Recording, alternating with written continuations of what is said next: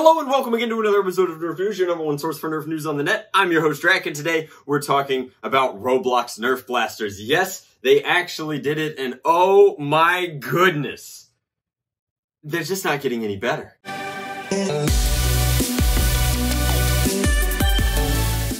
Alright, so the first thing that I want to get out of the way here is that I'm not a hater. I love Nerf, and I've enjoyed the Nerf Roblox video game.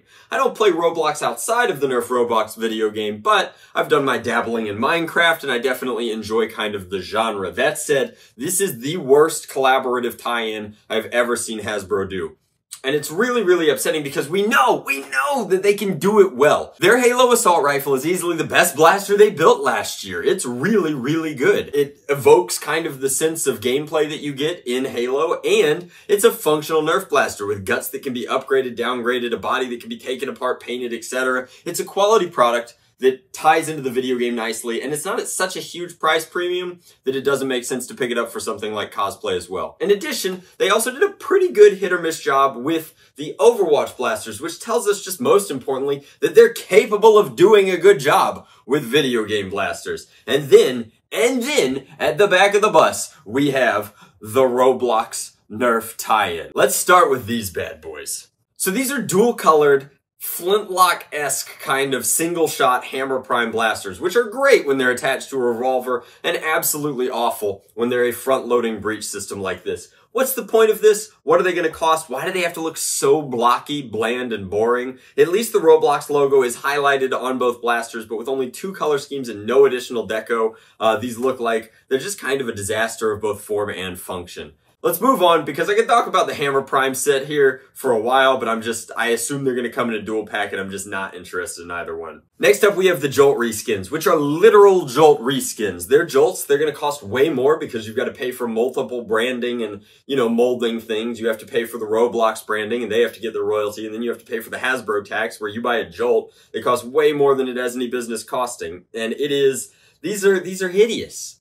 They're blocky, they're boring, they're again dual chromed in a way. This one has like a faux magazine thing sticking off of the front of it that's, just, I would say cartoonish, but the Fortnite blasters do cartoonish well, where they look cartoonish and their silhouettes from the video game. These just look like they tried to do their sort of micro shots thing, but with an unrecognizable silhouette, to the degree that these are the kind of things that look like you would pull them out of the bargain bin at like Cracker Barrel on a road trip across the country. They've been sitting in there, they're covered in dust, they've been there for like 5 or 6 years. I don't know if anybody remembers, but there is one good blaster you can find at Cracker Barrel. It's like this pirate flintlock thing. At least then you feel fancy. In fact, it's actually a better version of the Roblox flintlocky kind of Hammer Prime thing. Well, moving on. So the green one looks like a brick on a stick. It's just not particularly exciting at all. And then this funky sci-fi-esque one looks like the kind of thing that they would sell you for $20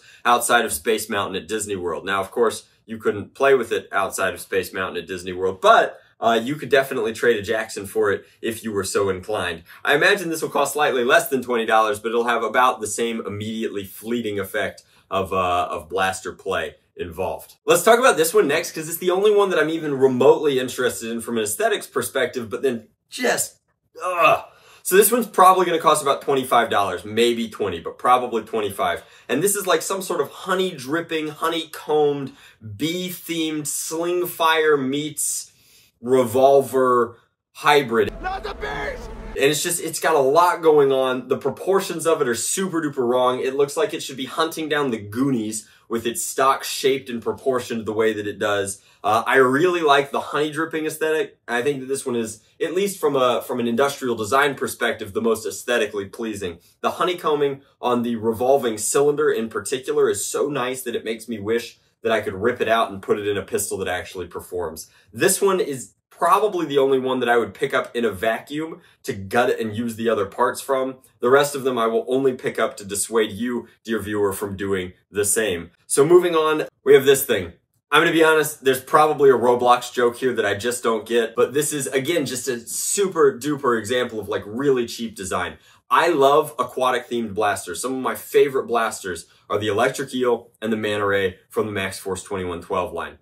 Awesome blasters, great design, good performance, did cool things. The way that they kind of blended the functional aspects of the blaster with the light up feature and the dual shot feature into the overall design and function of the blaster was just chef's kiss. It was so good. So this thing is so unappealing, so rectangular, so lacking in formed design that it's really just very, very upsetting, because what it effectively is a triple dart smart AR Mega Blaster, which we know from past blasters like the Bulldog should only cost about 20 bucks. No matter what this costs, the overall just lack of inspired design here is really, really upsetting. And it guts me. It literally guts me, because this is the one that I should like more than any of the others. It's red and black. It's in my color scheme. It's got, you know, marine inspired features. This should be a really, really cool blaster. I should be super stoked to like rebarrel it and make it super sweet, but you can't rebarrel smart ARs. It's a lot more blaster than it needs to be for the very paltry performance you're going to get out of a triple smart AR Mega Blaster. It looks like the prime is kind of, maybe it's the fin up top, and that might be a little bit neat in and of itself. But the overall design of it is so blocky, so uninspired, with a grip that's way too small and a stock that does and accomplishes nothing. And then these kind of like small aesthetic touches slapped onto it in the hopes of disguising just how uninspired this design was, that they might as well have called it the T20. And then finally, in true Hasbro video game tie-in fashion, we have a rocket launcher that is not a rocket launcher. At least it looks like it should be a rocket launcher, but it's a rocket launcher that, again, with no aesthetic inspiration, they slapped a box magazine on. The box magazine has been changed just a little bit formulaically so that it fits the overall design of the blaster, which is to say that they made it chunky and pointless. And instead of shooting rockets, this thing is clearly their Striphoid reshell for the line. Given that there's no full auto accoutrement in this lineup, that means that this is our flagship, an overpriced Strife reskin that uses a funky magazine and isn't a rocket launcher. It's the McCree revolver all over again. Don't make me a single shot revolver that doesn't revolve. Don't give me a rocket launcher that doesn't shoot Demolisher missiles. And it looks like it at one point had barrels designed into the front of it for Demolisher missiles. Am I missing something here? Do I just not get it? It's crazy. It's like the Simpsons meme. Is it me who's out of touch? No, it must be the enthusiasts who are wrong.